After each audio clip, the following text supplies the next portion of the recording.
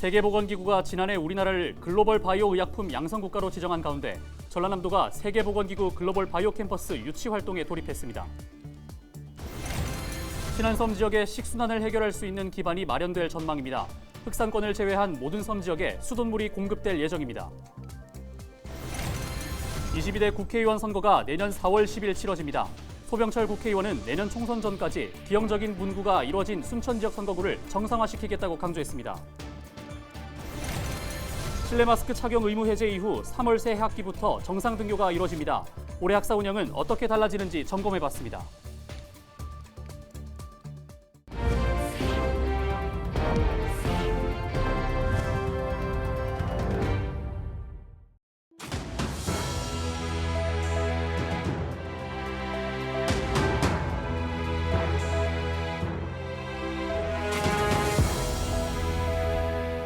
시청자 여러분 안녕하십니까? 헬로티비 전남뉴스입니다.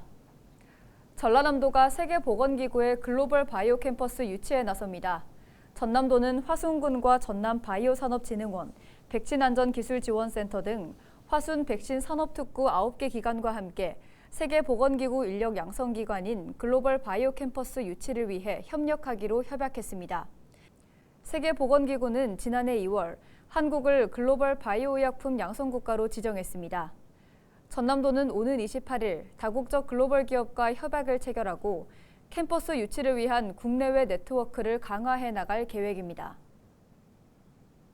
섬으로 이뤄진 전남 신안의 식순환 문제를 해결할 수 있는 기반이 마련될 전망입니다.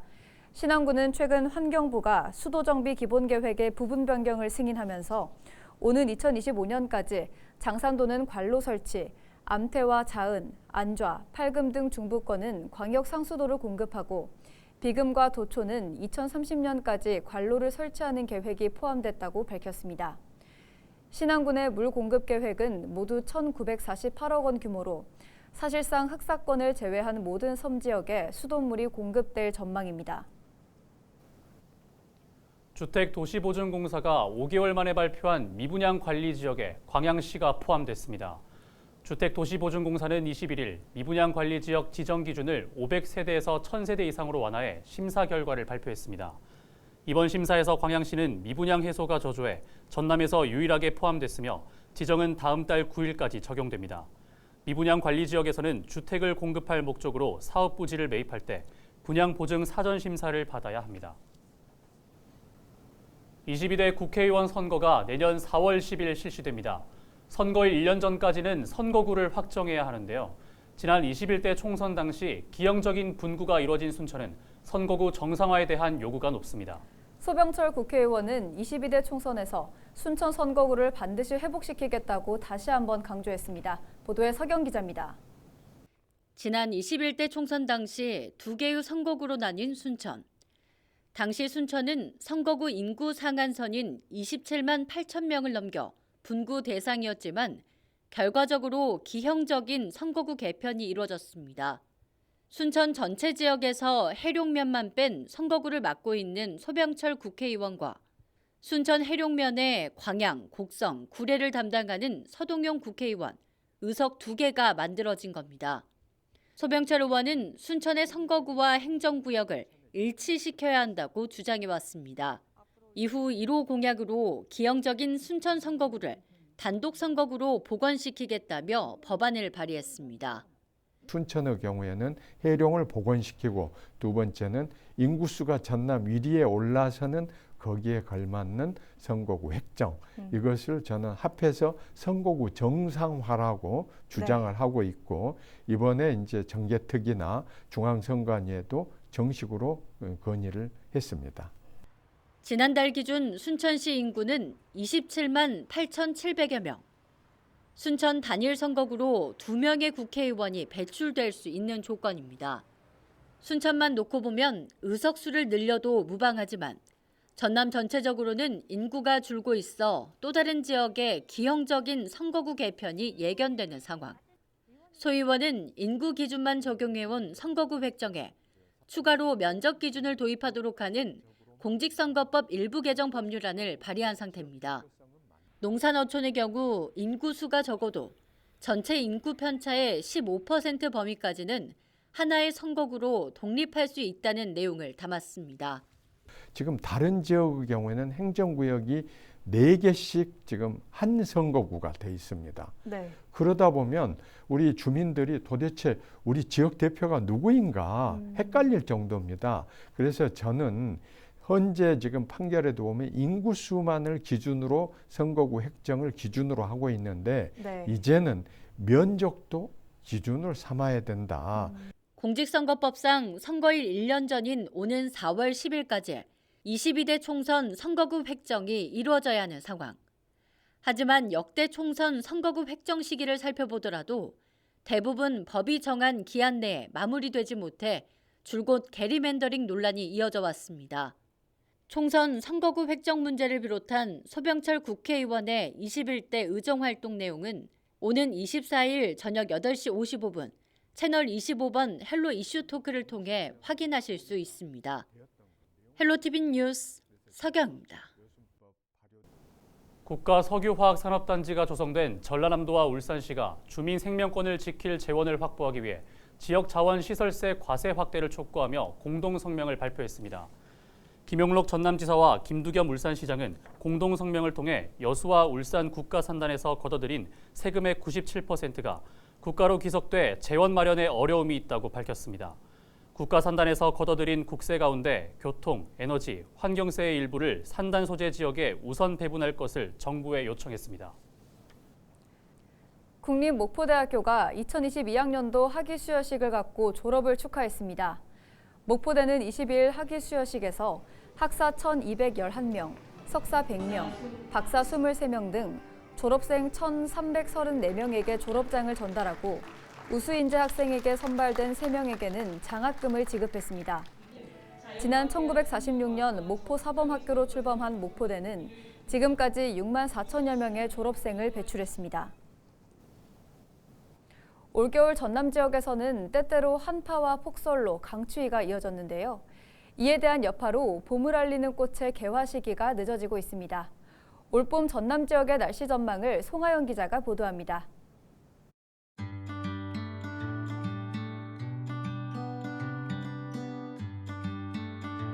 섬 곳곳에 울창한 동백나무가 드리워진 여수 오동도입니다. 이맘때부터 꽃이 피기 시작하지만 아직 꽃망울이 터지지 않았습니다. 이른 봄의 전령을 기대했던 관광객들의 얼굴엔 아쉬움이 묻어납니다. 너무 좋아요. 그런데 동백꽃이 아직 좀 덜 펴가지고 조금 아쉬워요.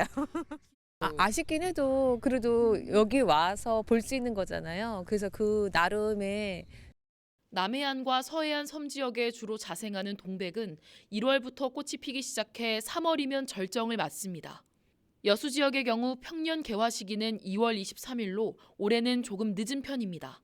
평년 기온을 2도가량 밑돌았던 지난해 12월과 올해 1월, 2월 사이에 내린 폭설과 한파 등으로 개화가 늦어진 겁니다. 네, 광주 전남 지역은 12월 중반부터 찬 대륙고기압의 영향을 지속적으로 받아 긴 추위가 약 2주간 이어져 평균 기온이 평년보다 1.9도 낮아 1973년 이래 6번째로 추웠습니다. 북극의 찬 공기를 동반한 대륙고기압의 영향을 강하게 받아 기온 하강폭이 21.7도로 1973년 이후 1월 내 가장 컸습니다. 기상청은 다음 달 초부터 여수를 포함한 전남 대부분 지역의 낮 최고 기온이 영상 11도까지 오를 전망이라고 설명했습니다.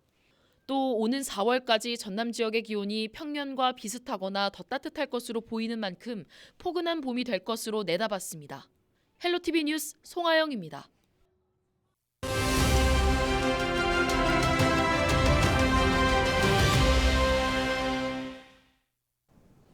오는 3월은 실내 마스크 착용 의무 해제 이후 처음 맞이하는 새학기입니다. 전남 지역의 모든 학교는 정상 등교를 하는데요. 올해는 학사 운영에 있어서 어떤 점이 달라지는지 전라남도 교육청 노명숙 유초등 교육과장 전화 연결해서 자세하게 살펴보겠습니다. 과장님 안녕하십니까? 네, 안녕하세요. 전라남도 교육청 유초등 교육과장 노명숙입니다. 네, 새학기를 앞두고 학사 운영에 대한 관심이 높은데요. 올해 달라지는 점이 있습니까? 네, 우선 올해 학사 운영의 기본 원칙은 철저한 방역수칙 준수하에 정상 등교를 실시하는 것입니다. 그러나 코로나 상황이 심각해지면 학교가 그간의 경험을 바탕으로 자체 기준에 따라 학급, 학년 단위의 원격 수업 전환을 스스로 결정할 수 있습니다. 학교 단위 원격 수업 전환 기준과 유형을 학교가 판단하도록 했다는 점이 올해 달라진 점이라고 할 수 있습니다. 네, 지난해에는 교회 체험학습에 가정학습이 포함됐었죠. 최대 57일을 사용할 수 있었는데 올해도 계속 유지될까요? 네, 조금 달라진 점이 있습니다. 우선 감염병 재확산 우려 등을 고려해서 위기경보 단계가 심각 경계 시는 교회 체험학습 사유에 가정학습이 계속 포함됩니다. 하지만 정상 등교 원칙과의 일관성 유지를 위해서 가정학습 허용 일수 57일은 폐지되고 학칙이 정한 교회 체험학습 10일 이내에서 사용이 가능합니다. 네, 올해 달라지는 점들까지 말씀해 주셨는데요.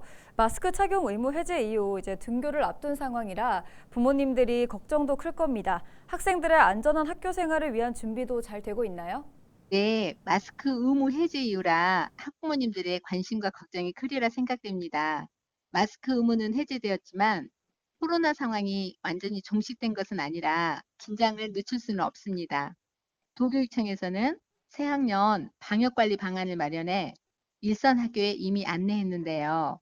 우선 개학 후 2주를 학교 방역 특별 지원 기간으로 운영하도록 하겠습니다. 2,300여 명의 방역 인력을 각급 학교에 지원하고 학급당 10만 원 상당의 방역 물품도 지원합니다.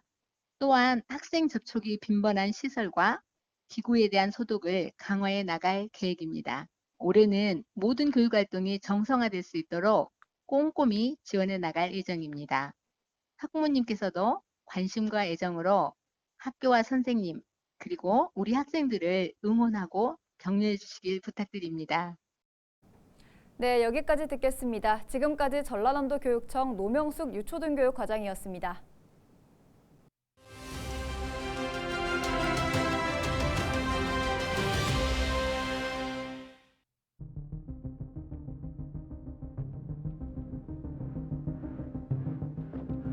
한겨울 추위에 떨며 버스를 기다리고 있는 사진 속 시민들.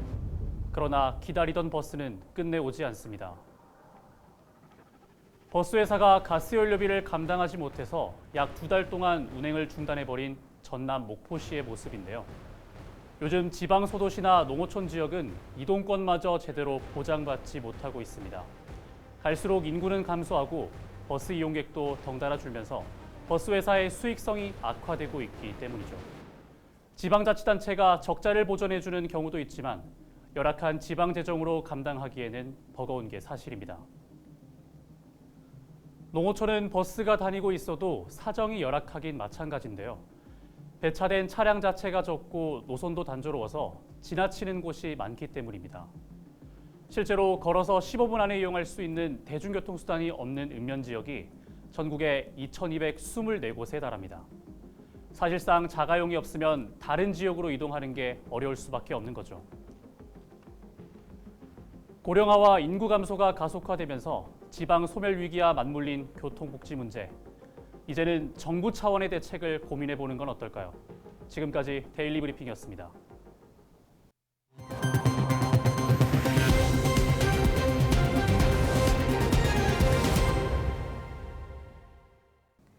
더불어민주당에 소속된 전남도 의원들이 윤석열 정권의 검찰 독재를 규탄하고 나섰습니다. 민주당 소속 전남도 의원들은 22일 일동 성명을 내고 검찰이 이재명 당대표의 부당한 사적 이익을 찾지 못하자 없는 범죄를 만들어 구속영장을 청구했다고 주장했습니다. 그러면서 야당 대표에 대한 구속영장 청구는 헌정사상 초유의 일이며 범죄자로 예단한 공정하지 못한 수사라며 오히려 증거가 차고 넘치는 김건희 여사의 주가 조작 의혹 사건은 어떻게 설명할 것인지 스스로 반성해야 한다고 강조했습니다. 이상으로 뉴스를 마칩니다. 저희는 언제나 지역민 여러분과 함께하겠습니다. 시청해주신 여러분 고맙습니다.